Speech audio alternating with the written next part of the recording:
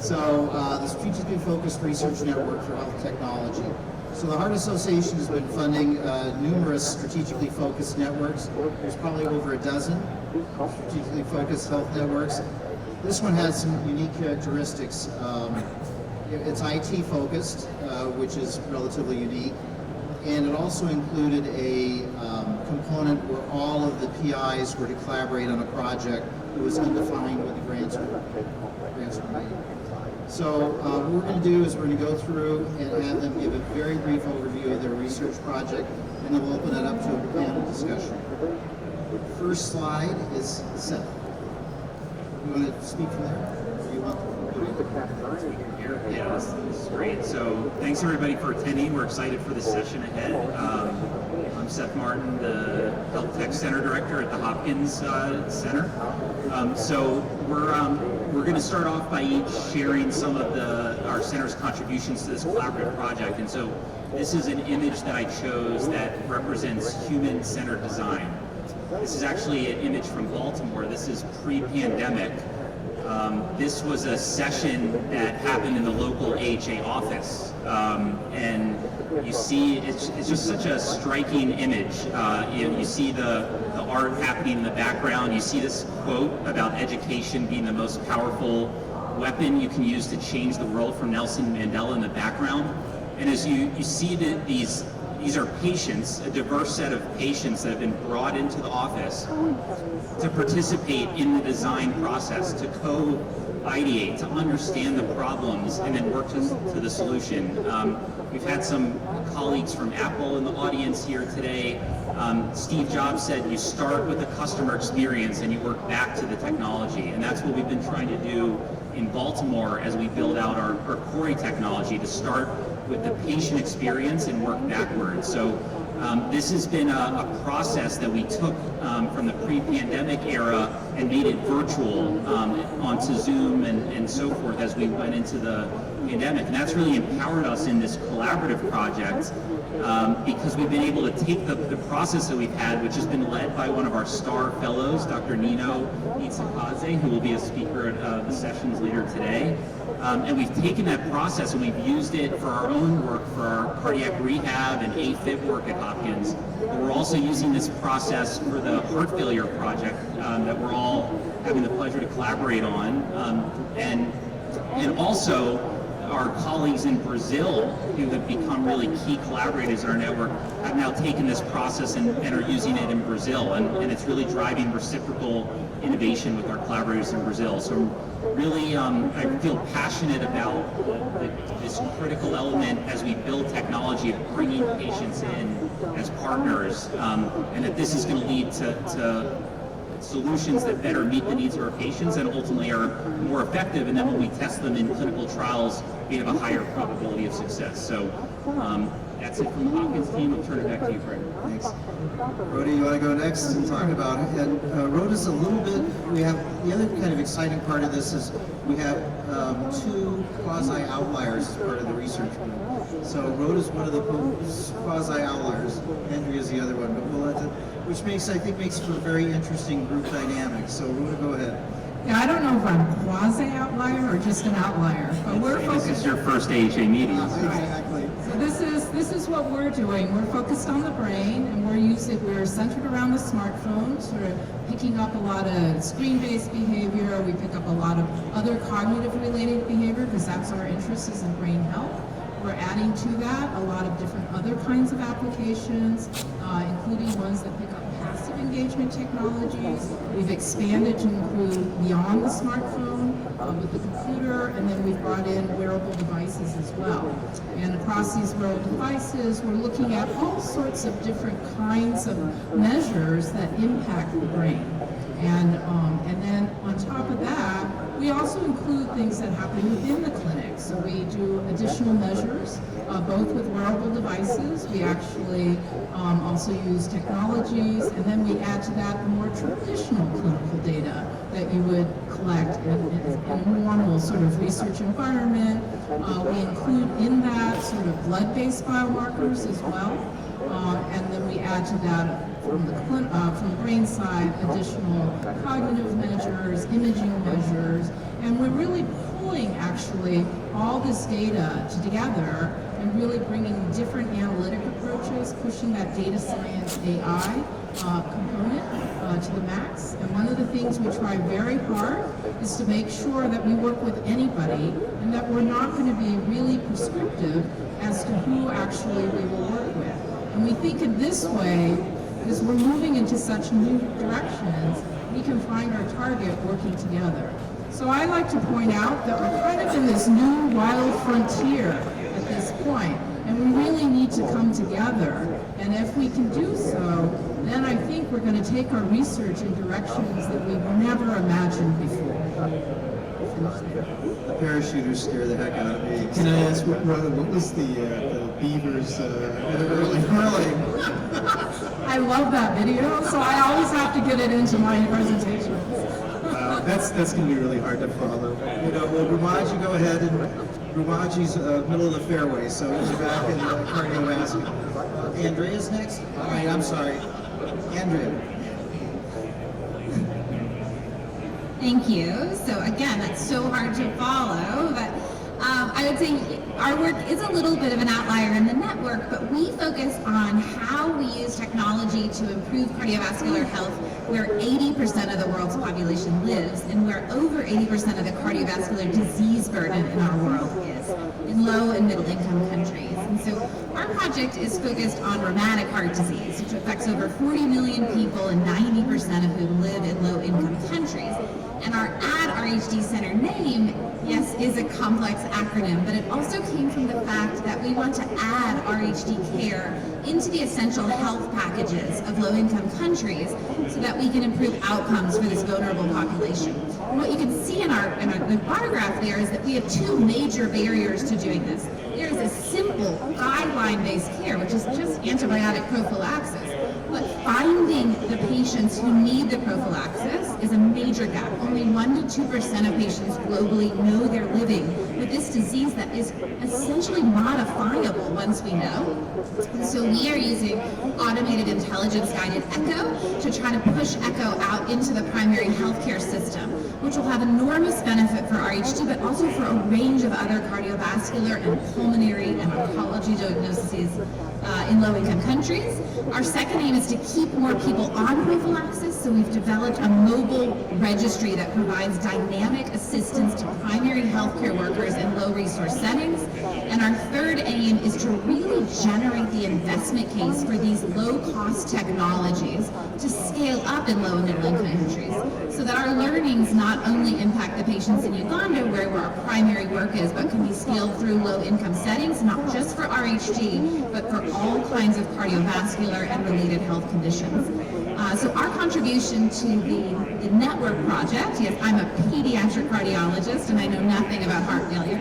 So our contribution to this adult heart failure project has actually been to build off our collaborations in Brazil, which Seth mentioned, to see how do we adapt technologies that we are developing here to ensure they have global impact. And so we have a site in Brazil that's working very closely with our team here to innovate and learn from lessons and to help us learn on how we best do technology globally.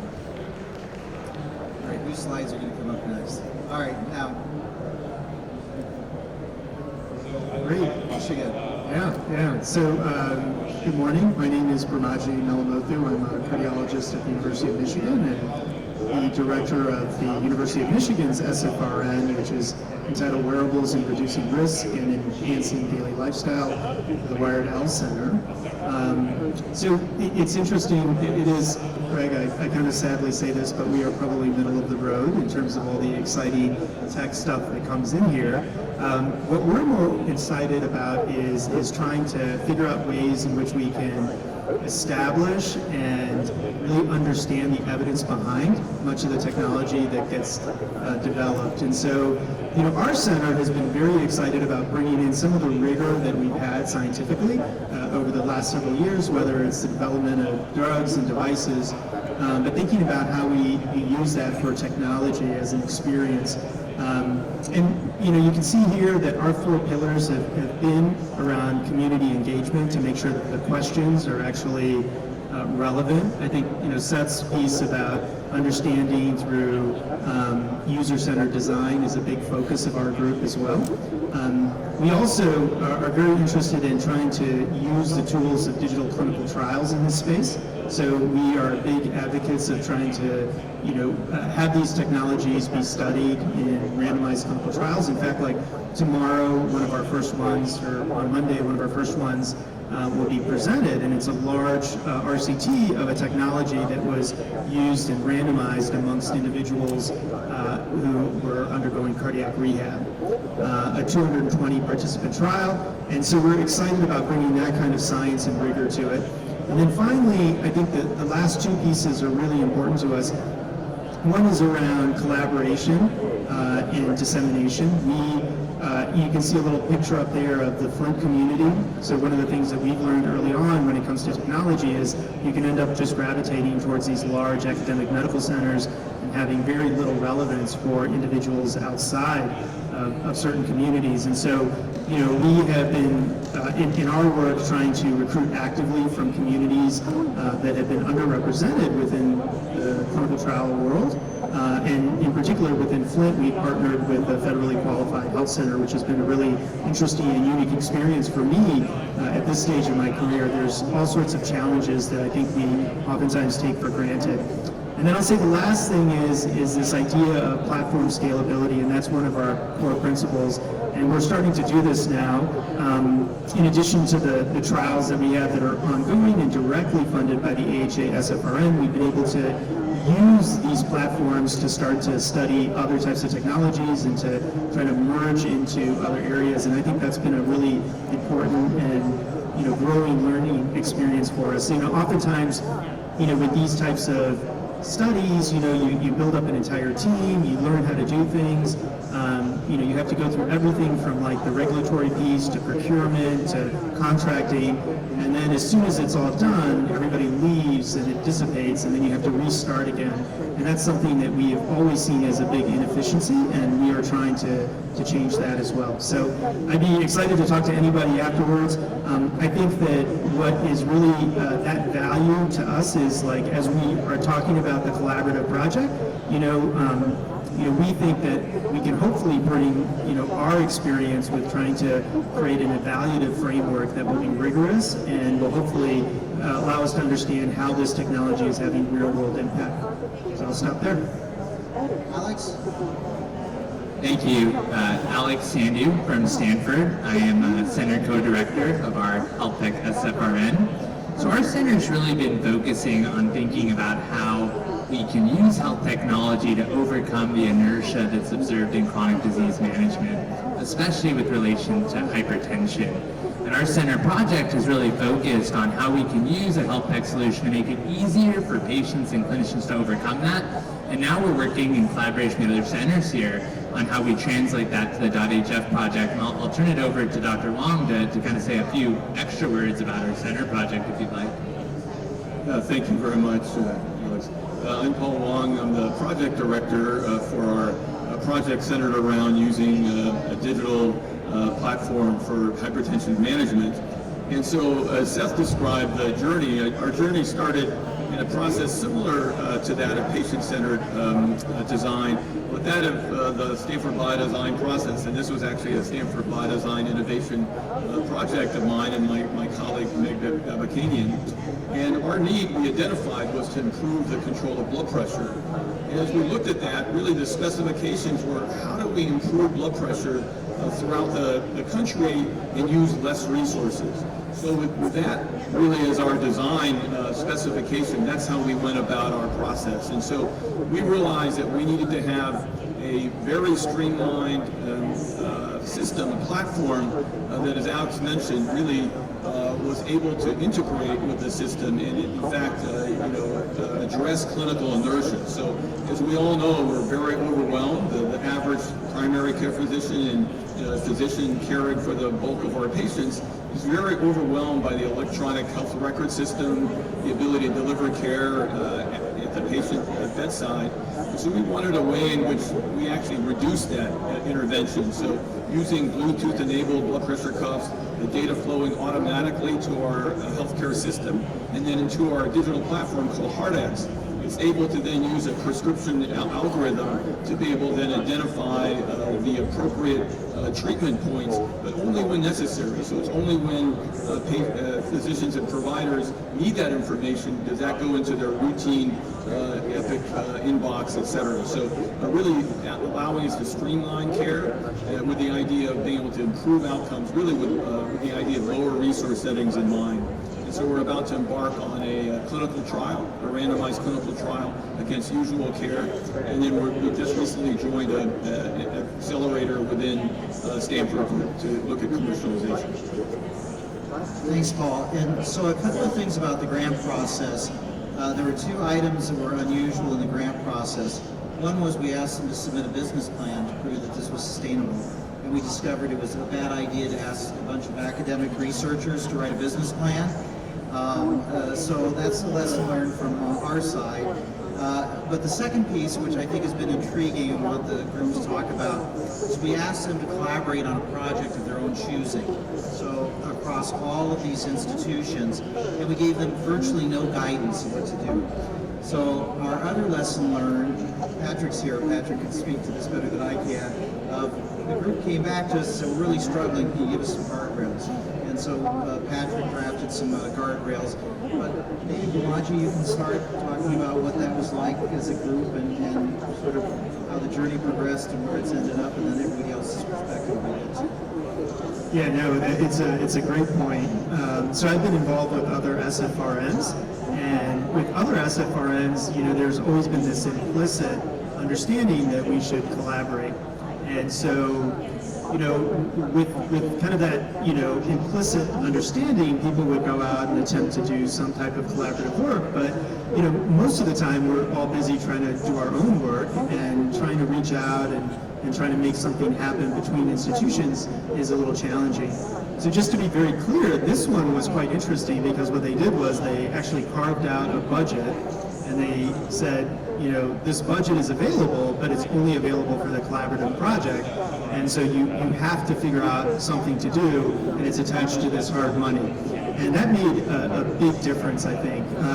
So just going to be very, I don't know if it incentivized things in one way or the other that ultimately would be a benefit, but it definitely made us really start understanding how to get to work.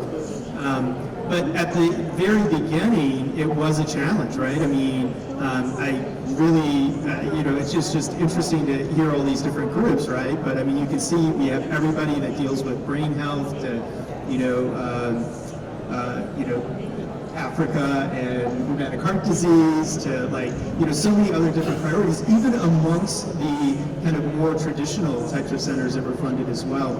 So we had a series of meetings, as you can imagine. I can still remember many of those. Mintu Tarakia, who's not here and he's kind of left the center, was a really, I think, inspirational person in terms of getting us, he's a very effective kind of organized leader, and so he really took the reins and helped us walk through a series of conversations that we had where we started to kind of come to an understanding. I think that I'll also say that Eric, who's in the audience, Eric Peterson and Patrick were wonderful in terms of creating these guardrails. We went back several times, with just even obvious questions that now in retrospect look a little silly, but yes, Eric told us we're not supposed to develop the next Google, right? That's not in the plan. It's to try to use our own strengths to try to understand where we can bring added value to this.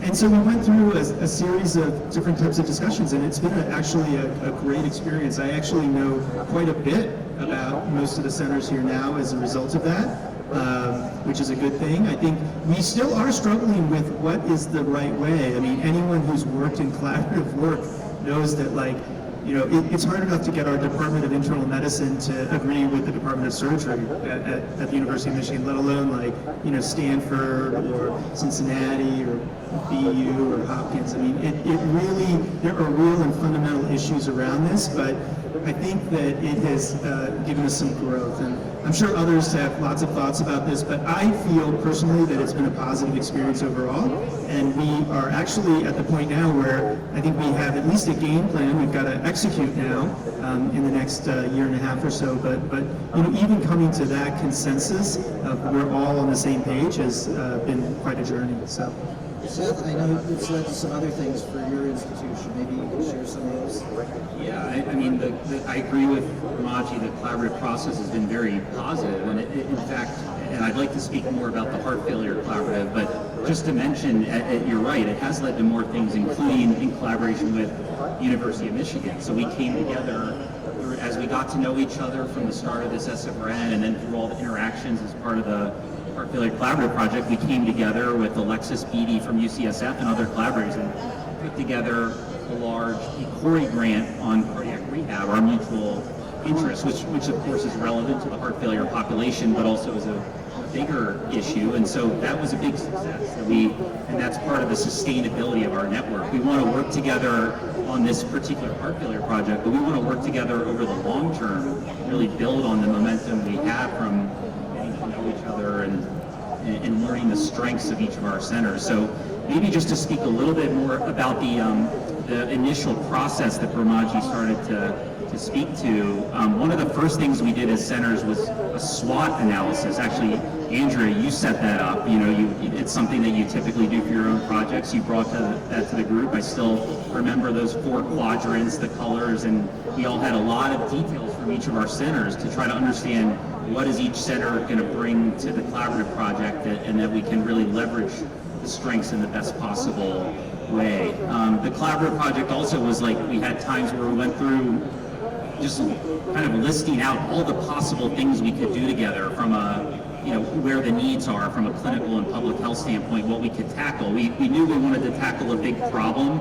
As Andrea mentioned, it's kind of hard how do you fit together pediatric cardiology, adult cardiology, but we ultimately arrived at a big problem, which is heart failure and guideline-directed therapy, getting patients on what we know works. I think it ties in, what we ended up going with, has a focus on implementation, which ties in with some of the comments that came up from Rob Califf this morning and so forth. I mean, the evidence is there, but we need to learn to implement. And so that's what we're trying to figure out, I think, together as a network of, it's hard enough for each of us to do it on our own. If we bring everyone together, can we really do this in a way that no one's ever done before?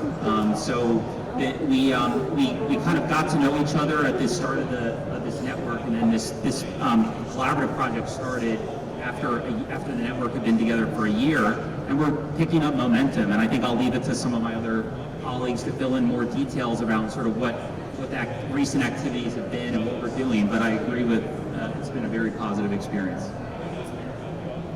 So one of the other relatively unique aspects, and it's an emphasis for the association right now, is health equity. So one of the things we asked you all to do was find fellows from less well-known institutions.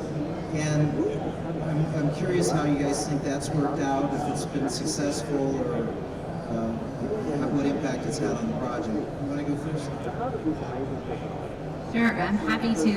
And just a quick comment, just to play on what Seth said as well. I almost pulled those whiteboards, those digital whiteboards that we did back at the beginning of our collaborative project as my one slide, because I thought they were so interesting that, the points that we got to through those, I think we had 6 weeks, guys, to put together this collaborative project to get this pool of money. So it was a rapid development phase. And you can see there the strengths that have now become so solid within this collaboration came out even back then. Centers were able to self-identify, and we couldn't see those as well between centers, but at least for us, even though we don't have formal additional grant applications with all of you, we have learned techniques and approaches and ways that you develop technology. And as a center that wasn't strongly rooted in technology before this application, it's been enormously helpful for our projects and future projects. So to Craig's question about our fellows, I may have a bit of an easier time because almost all the fellows I work with are from Sub-Saharan Africa. And so automatically our projects and our work is largely based in South America and Sub-Saharan Africa. And so our projects focus a lot on diseases that are known to be inequitable around the world. RHD, Chagas disease, heart failure now in low-income countries. But we've had an enormously successful integration of these fellows far beyond what I've seen. And what it's turned into is, yes, we have 3 formal fellows, which is our requirement with our SFRN, but we have 24 additional trainees in Uganda and Brazil and around the world that are contributing to these projects in informal fellowships and through the diversity award supplements that are offered through this project. So I think the ability to grow capacity through these SFRNs has been really exciting. Yeah, I'm delighted. So American Heart Association has a really wonderful mechanism that I encourage you all to be aware of, and that's called a diversity supplement, analogous to the National Institutes of Health. And one of our fellows, our star fellow, Mario Funes, is from Central America and is one of the nephrology fellows at Stanford and was brought on board through the diversity supplement mechanism. So it's truly a very impactful mechanism for American Heart Association. Yeah, I was actually going to point out one of our fellows, which is Amanda Duran, who's from Mexico. Yeah, and so it's been great to bring her on because she is trying to retrain in epidemiology, which is great. She's working with our Tulane site, which is in semi-rural Louisiana. So it's not just about racial ethnic diversity, but also income diversity. And we have very much focused on technologies that can be maximally inclusive. And so I think that Ileana, who has done superbly, we were kind of working on it. Yeah, it's not us, we just got it. But she's been doing a tremendous job in sort of making this work in these lower resource settings, even in the U.S., and then it's pushing this work forward for us. I'll just add, we've partnered with Morgan State University in Baltimore and brought on fellows, but also undergraduate students. And I think as a network, we've recognized that part of our mission is to help build the future of health tech innovation and really to bring in diverse folks at all levels of training, down from undergrad to medical students, residents, fellows. And I think as a network, we've really done a nice job doing that. And the beauty of the way that AHA's designed the network is that we're meeting regularly, whether it's in person now or the San Diego meetings we had or the virtual meetings we had, where they're also getting to interact with each other and build that long-term professional network. Yeah, to dovetail on Paul's comments about Stanford, with our one fellow, Mario Funes, and then our other fellow, Zara, who's really done a lot of work for this .hf project. And it's all thanks to the support of the American Heart Association, as well as the visibility of this SFRN. She basically saw posts about this SFRN on Twitter and reached out to Mintu Jarakia via Twitter and said, wow, this sounds like a cool opportunity. Can I be your guys' fellow? And Mintu met with her, was blown away by her excitement and her skills, and now she's been an invaluable part of her team and hopefully going to help push her career forward. So the other question, this also relates to health equity. Andrea's already answered this. She's working in Africa, so she's mostly addressing health equity. Brahmajee, you talked about the FQHC, but historically in research, getting minority and underserved populations to participate has just been an ongoing challenge. And so I don't know, maybe you, Paul? Yeah, sure. I'll speak to that. Yeah, no, great. So we're actually another shout out to American Heart Association, which is I planned $100 million towards increasing diversity, and so it's really one of the most impactful things is this new SFRN, Diversity in Clinical Trials, which Dr. Eldrin Lewis leads for Stanford as our center. And so one of the interactions is, as part of that mechanism, we partnered with Morehouse School of Medicine, which is one of the historically black colleges and universities, and we'll actually, there's a play between this SFRN, where actually we have our hypertension and heart X. We're going to run a randomized clinical trial at Morehouse. So it's really how different AHA mechanisms can interact and really gain from each other. So really a lot of visibility in our current fellow that we just brought on is from Morehouse as part of that SFRN. So Rhoda, a lot of your stuff comes out of the Framingham study, which is a classic example of people that look like me in the longitudinal studies. So tell me how you're addressing the health equity and diversity issues. Right, so one of the things I mentioned is we're trying to focus on technologies that are mediated through the smartphone, and the reason we do that is because the smartphone is the most penetrating technology in the world. As a result of the work that we've been doing through the AHA funded and actually Gates Ventures funded initiative, is that we've been able to take this protocol and move it now into other populations. So we mentioned Tulane with the Louisa Heart Study and Cincinnati, Louisiana. We also are right now in the process of starting up a site in Rio Grande using a lot of these same digital technologies, particularly around the smartphone. And in Starr County, that was one of the lowest income populations in the U.S. actually until recently. They also have a very high Alzheimer's disease prevalence rate. And then, more importantly, we've also pushed this internationally. So through the Davos Alzheimer's Collaborative, we've been able to take components of what we've been building through the AHA, and we're pushing it across, I think we're up to now about 23 cohorts in 16 different countries, and this includes low and middle income countries. I actually just flew in from Switzerland, where I spent some time with our Kenyan colleagues, and we're moving forward with an African strategy early next year in order to push this further. So this is just a sense that, to give you a sense of how much this is an issue, both domestically as well as internationally. So you mentioned that you're in an FQHC, and there was a unique experience for you, so maybe share a little bit more about that? Yeah, no, I can get very granular because we're kind of in the midst of recruiting for this randomized clinical trial. And imagine the two sites. One is University of Michigan, right? Like a large academic tertiary medical center. And then the other is Hamilton Health Network in Flint, which is an FQHC. And so I think there's a couple of things I'll just say. One is, if you haven't visited an FQHC, I really highly recommend it. I kind of feel embarrassed that it took me to be 50 years old before I'd ever kind of gone in, and it is incredible the amount of work. And we went like just right around the time of the pandemic and the vaccine rollout, and just watching the dedication.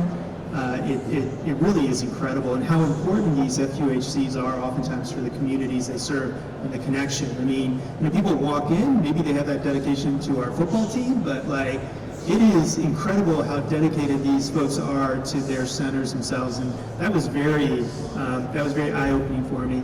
I think the second thing I'll say is that you have to understand, like, there's all sorts of talk these days. I guess like yesterday's like kickoff or one of the sessions was talking about also clinical trials and how do we recruit more diverse communities, and this has become a very big thematic topic, and there's all sorts of editorials and opinion pieces that are written about this. I will tell you personally, like, we need to start understanding, because the strategies have to be quite different on the ground. And just one quick lesson, there's an abstract that one of our team members has put together that's a very interesting analysis. So when we went there, we recruit from the electronic health record, and just by that very fact, you are selecting certain different types of people, right? Just if you have an email address that you use, you are different than other people.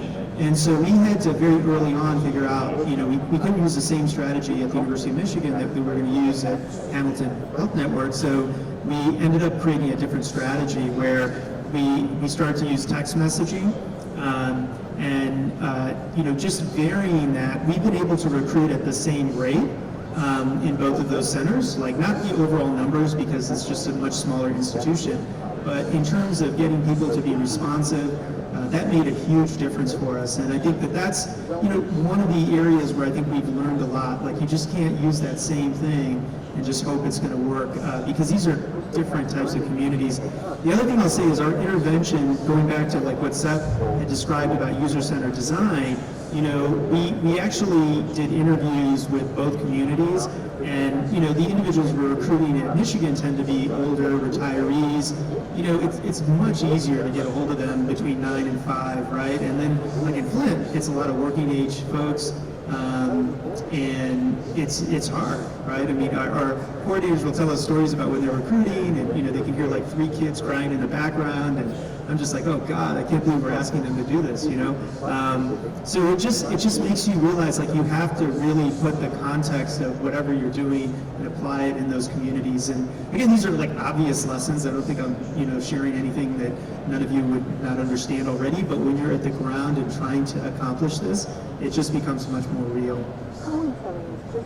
Thoughts on, because one of the things we monitor as an oversight committee is how close you are to meeting your recruitment goals. And pandemic didn't help anybody to get there, but most of you have pretty much caught up. Any secrets or share with them, or is it just hard work? I'll try to build on some of the comments. It definitely, recruitment is hard, particularly in the U.S. We're having a conversation just before starting. Andrea has a lot more success outside the U.S. than in the U.S. recruiting. It's tough, but I think we've all been working really hard. We have a little bit of an advantage in Baltimore. We have a diverse group of patients that's coming to our center, but it starts with what I said with the human-centered design from a technology standpoint, starting with that diverse group, just to recruit a group of 10 people to come to a human-centered design focus group that has, all different levels of diversity as well as diversity of technology they use. That can be harder than we think, but it starts there, and then it's about the access to technology for our trials. Part of it's finding folks, but then if they're getting excluded because they don't have certain technologies, we've taken the approach of actually loaning or giving technologies to participants. We understand that the sustainability of that long term is going to depend on payers actually paying for technology for patients, but our vision is that ultimately it'll be really a drop in the bucket, that amount of investment for the health the health improvements that can be gained. So we from a health equity standpoint, if truly we're going to make technology available to everyone, have an equal opportunity to improve their cardiovascular health using technology, we have to have those mechanisms in place to make the technologies accessible. And then we also need to have, built on top of that, what our center's also focused on is the coaching side of things, of course, because we're working on cardiac rehab and heart failure, that there's specific coaching related to those as clinical disease states, but it's also coaching around the technology to use it as best as it possibly can be used, not only to just overcome kind of hiccups in it, but also to use it to its full potential. I mean, we just did an interview with one of our patients in Baltimore together with the AHA, who was basically a super user of our technology and really coming to basically speak about what an influence it's had on her life. But even that time we spent with her, she pointed out some things, and we actually taught her a few new things and helped her realize there were some additional features she could be using. So she was sort of a super user and now became even another order, uber super user. So it's about the basics, but then also, and we are very cognizant of making sure that, I shared in my slide that quote around education. So we're very cognizant around making sure the education is at the appropriate level from a literacy standpoint, but also engaging content in sort of the bite-sized format that our patients are asking for. I just want to emphasize, I think, a really important point that Brahmajee made about how we really need to understand more about the science for how we recruit diverse patient populations. So, as Paul mentioned, the AHA is now funding this diversity in clinical trials SFRN, and something that we're trying to do in Stanford now is to basically nest trials within trials to try to understand how different recruitment strategies will impact the diversity of the patient population we enroll. So trying to make that a priority across our whole portfolio, including our health tech SFRNs, to really add to that science and hopefully help guide how we can have more diverse populations in the future. So personal experience, the look over Rhoda is, so I find that I've worked in the policy side of research and for 40 years now, Paul. I think it's been that long. So I finally signed up for a clinical trial. And of course, it said it'll take an hour. It took 3 hours. Back to, I'm quasi-retired, so that was okay. But the thing that struck me was, the first thing he handed me was informed consent. And that was 37 pages long. And it was written you know, when I'm in the business and I understood it, but I'm thinking if I'm coming from a lower socioeconomic, so then I went in for the follow-up and they said we have a revised informed consent. They added 2 more pages to it.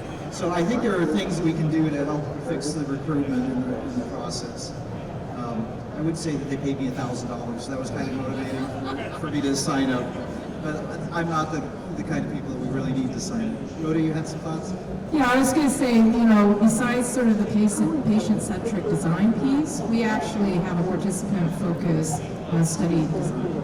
So, you know, as I noted, we have a number of different technologies that we're trying out on our different platforms, and we actually didn't set up our protocol so that it's set in stone. We actually set it up so that participants actually get to choose. They get to choose which technologies they get to use.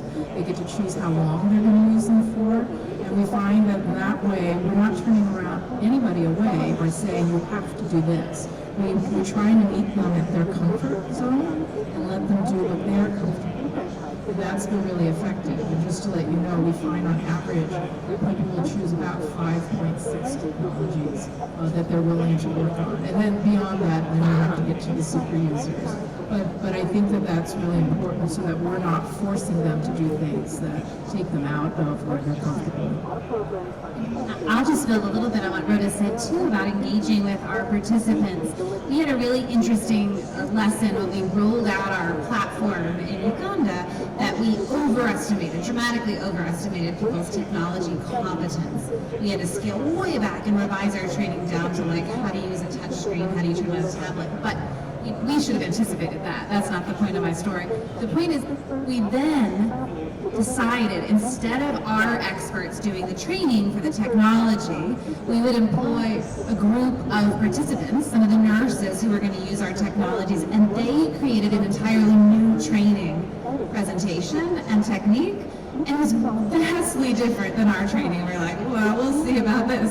And we had them roll it out into 3 or 4 health facilities, and the level of competence and the level of acceptance and the level of ability to interact with the platform and put it into the work stream was not shockingly, but dramatically better than what we had decided and how we had designed our training. And so we are now using this train the trainer model, except instead of prescribing the training that new trainer will use, they did some workshops to develop their own training, and it's been remarkably successful and changed how we're rolling out not just our technologies, but a lot of our health education globally. So I want to leave, we've got a little over 10 minutes left, so I want to leave it open to questions. And the mics that we had out in the audience were blowing up the speaker system, so I'm going to come down there and use my mic to ask any questions. You did such a good job, there's no questions. All right. You just go second.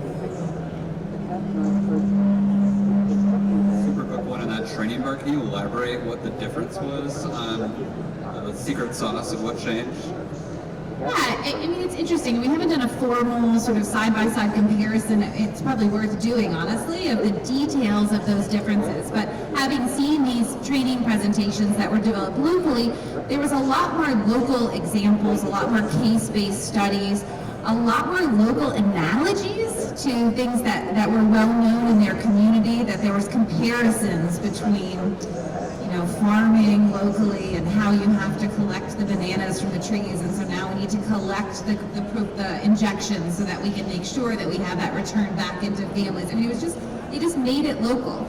And there was also a difference in breakdown of how much time they spent showing the nurses how to use technology versus how much time we spent explaining why it was so important that they integrate it. It was essentially coming in and being like, look, this is really important. Done. This is how you're actually going to use it. And we were like, oh, they're going to give an hour background about how they can save lives of patients with RHT and why this matters. And that turned out to be completely superfluous. Like, people just accept, like, great, we need to do this. Done.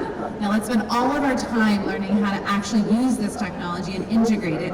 And they implemented a little bit of a mentorship program where they spent a half day in a clinic with the nurses who were using it to say, oh, now is when you integrate it. Now you use it in your workflow. and don't store it in the locked cabinet in the back because you're never going to find it. And so they were able to sort of anticipate all the hurdles to roll out that we didn't automatically anticipate. Even having lots of Ugandan investigators on our study, they weren't community nurses. Hi, thank you. Great session. I think that you guys represent very thoughtful and rigorous ways of both developing, deploying, and evaluating technologies. And I feel like academics are very well suited for that work. And I also feel like industry, develops technology how they develop technology, but they're good at scaling it. They're good at, commercializing it, getting it out there. So I'm just curious, one, are we talking in different rooms in the sense that, you're identifying best practices, but there's economic pressures or approaches of commercialization of technology that don't incentivize the approaches that you guys are bringing forward. So I'm just curious, what does that interaction look like from what you're learning and how technology at scale gets put out there? Great question, because that was my next topic, and we're running out of time. So someone wants to take that one. Yeah, I can tell you that we strategically actually use commercialized technologies. Now, what's interesting is when I work with the technology company, they'll come to me and they'll tell me how they've now just invented the next best thing since sliced bread. And I will sit there and go, well, this is actually the component I want. And then I pull in that component into the overall platform. So the platform, but I don't, one, make myself dependent on any one vendor. And number two thing that I do is I want to make sure that I get the raw data in its native format, right? So that way, because technology companies also come and go, but that's sort of my strategy in order to make sure that we're working with technologies that are already scaled. It's already built into sort of our plan.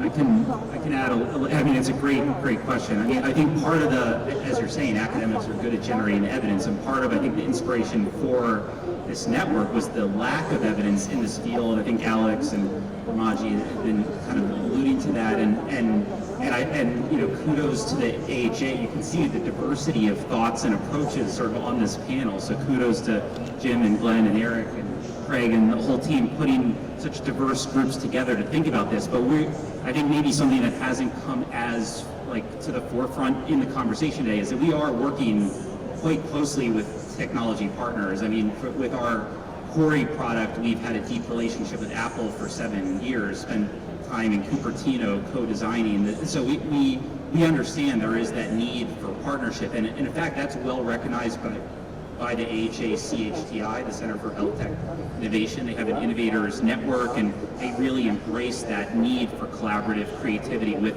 the commercial side of things too. So it's very much on our mind and part of the network. And the last thing I'll say is that the idea for this network is it's going to live on. And so there's the initial grant, and typically in academics you have the grant, and then the grant dies, and then things are over, right? The idea for this is that it is going to live on, and part of living on is actually having a business model. Craig mentioned, we struggled, we need help with business models, but I think that is part of the emphasis of this network, and working with industry partners helps us get to that goal of actually, we've been spending a lot of time figuring out how does cardiac rehab get paid for, and there's been a lot of changes in the last couple of years and so how is virtual cardiac rehab going to live on? That's exactly what we're trying to figure out. To dovetail on that real quickly, I think to improve cardiovascular outcomes, which is the goal of everybody on this stage, you have to have a therapy that's effective at improving care. You have to demonstrate it's effective. But to your point, it's just as important that that's scalable and accessible. And that's a lot about the business model. And so I think it does require both sides of the coin and real partnership like Seth was mentioning. It's such a great question, and as we're all enthusiastic to answer it because this is like much of our conversation, to be honest. And so I just, if you have any ideas for us, that would be great.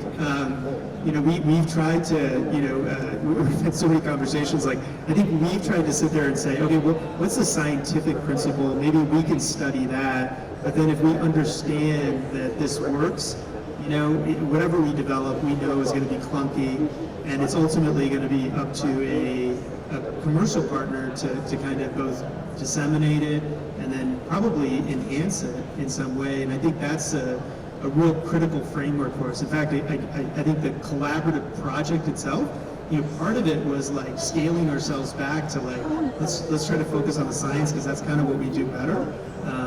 And then we're hoping that like there will be a commercialization opportunity, but that'll come later. I'll say the other thing that Seth had just said. We have a commercial partner we work with for like the technology we develop, and it is critical because we are not a IT shop, right? Like, every time there's a daylight savings time, I'm like, oh my God, it's all gonna break, and it hasn't yet because they know what they're doing, right? Not because we know what we're doing, but it's a real issue. Yeah, so I'll add to that. I think many people call it the valley of death. I think that's what we're about to run into. So I think we're good at one part, the proof of principle, etc. But we're kind of dealing with the valley of death of really getting into patients. And so scaling that is really challenging. I think we have a lot of optimism in our group, but the reality is that not everybody survives that process. But I think there is a real need, and we've developed the ecosystem of ways that technology can have more enabling of that process, accelerators, etc. Hi, my name is Titus from Duke University, and really grateful for the amazing work that you've done. And the conversation as you're talking, the question that I was coming to ask, you sort of just jumped right into it and started answering it. And I think it goes to what are business models that can be that are scalable, and not just in the U.S. Some of the work we do in Kenya, and trying to look at it from the global health standpoint. What are ways that we can scale and even build into clinical trials to shift from the paradigm that in these environments it's not tenable or possible to do effective clinical trials using devices, but what are business models that we could potentially build into it? So I'm going to let Andrea answer that. I told her I was at a meeting where Bill Gates was commenting on this, and he had a word, and I couldn't find it in my notes, of like, instead of building expensive things in this country, we need to learn how to build inexpensive things outside of the United States and import them back here. And that this was at an event where they were trying to sell $2 million genomic sequencing devices. It was a little bit counterintuitive that they had him talking about that topic. So you're the poster child. Oh gosh, with the least business savviness on this stage for sure, but Pat and I were talking about this a little bit before too, that a lot of times when we start in the US, we may not start with the most cost-effective model, and we often think about engineering, and honestly in our project or collaborative project, we started out this way first too, like let's build it in the US and then we'll adapt it down to what's needed to succeed. And I would argue, I think as you've just mentioned, a very smart person argued, that it may make a lot more sense to engineer in lower income settings and figure out what is the minimal technology and the minimal functionality that changes outcomes, and then bring that to the US so that we can develop cost-effective solutions rather than starting out with bells and whistles and not being able to sort out like which pieces of that could we actually do without and get to the same outcomes. Globally, I'd say, our technologies in Uganda, we don't have a great business model. Just to be honest, but we're working on sort of how do you get governments to invest in low-income countries who are extremely resource limited, and part of that is not working in silos. So we can't work in disease-specific silos when there are a lot of resources to go around, and so intentionally the platform we have built is using RHD as a test case, but can easily be expanded as a chronic disease management platform to move tertiary care from central places out into the community. And so we're rapidly trying to evolve that, and we are doing concurrent work on how to make technology scalable, including engagement with the ministry early on in their health technology division to make sure what we're building makes sense with where they're going in health technologies and can be integrated into that platform. Just real quick, I think one really fun part of the .HF project, everyone's saying, has been the collaboration. And it's not just been collaboration I've been on the stage, but our Brazilian partners have been a really huge part of this. I think when I imagine this, I imagine we're going to develop something, send it to Brazil and adapt it there. But that's not how it's happened at all. And in fact, there's been a ton of reciprocal innovation where a lot of what we're doing is built off of the work that they've already done in Brazil before. They join our meetings every week and have been instrumental in what we're developing here in the US. One last question? Anybody? My clock says I got 9 seconds left. So, somebody else. I'd just like to do a shout out to Dr. Jim Waymeyer. He is the chair of the Oversight Committee. He and I are co-conspirators on this. And Dr. Art Peterson is also on that committee. Do you have any others? I think so. I'd like to thank the panel. It's exciting work. For me, it's exciting because I get to hang out with a bunch of really smart people that are doing fun things. So I appreciate all your efforts and everything you're doing. I'll tell one last story. I had an advanced lipid panel done, and my doctor's reviewing it with me, and he says this is based on the Martin Hopkins, and it's like, I know that guy. So it was pretty great. It was pretty fun. So anyway, thanks everybody, and thanks for sitting in for us.